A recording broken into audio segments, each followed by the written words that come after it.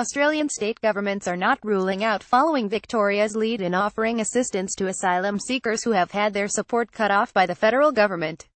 Documents leaked in August revealed a federal government plan to cut income and accommodation support for a number of single asylum seekers in Australia by placing them on a bridging visa in an attempt to encourage them to return to Manus Island in Nauru.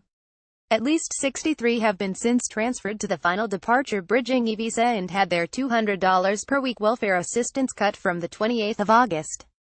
They were given 3 weeks to move from government-assisted housing.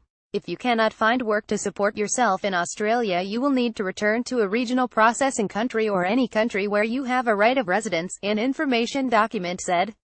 In response, the Daniel Andrews-led Labor government last week announced a $600,000 package to assist affected asylum seekers residing in Victoria.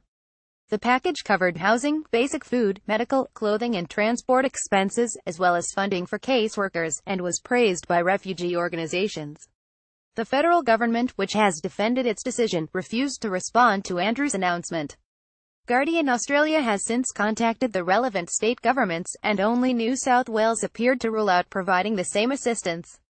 The determination of support payments to asylum seekers on bridging visas is a matter entirely for the Commonwealth, said a spokesperson for the NSW Multicultural Department, which already provides a range of services for NSW-based asylum seekers. The Queensland government also already provides state-funded assistance to asylum seekers, but said it would continue to monitor the situation and work with partner organizations. A spokesman for the WA Premier, Mark McGowan, said their understanding was that most of the impact would be on families in Victoria and NSW. However, he added, we need to assess the matter further and we're currently looking to see what avenues are available.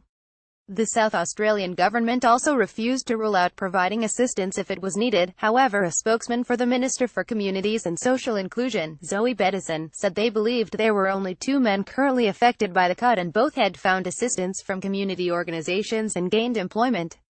While it appeared only single individuals were targeted initially, government fact sheets indicate the move is expected to affect about 400 people who are in Australia after being transferred from Manus Island or Nauru for medical treatment, of which 367 are being assisted by the Human Rights Law Centre.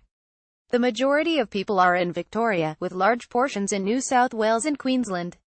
It's not thought there are any members of the group in the ACT, Tasmania or the Northern Territory. In making last week's announcement, Andrews accused the federal government of forcing people onto the streets to freeze, languish and starve.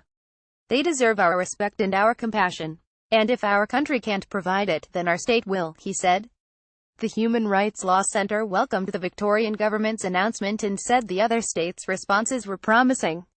When Peter Dutton threatened to rip these people from the community and deport them back to harm in February last year, we saw churches, state premiers and the Australian community all take a stand and force him to back down, said the centre's Director of Legal Advocacy, Daniel Webb.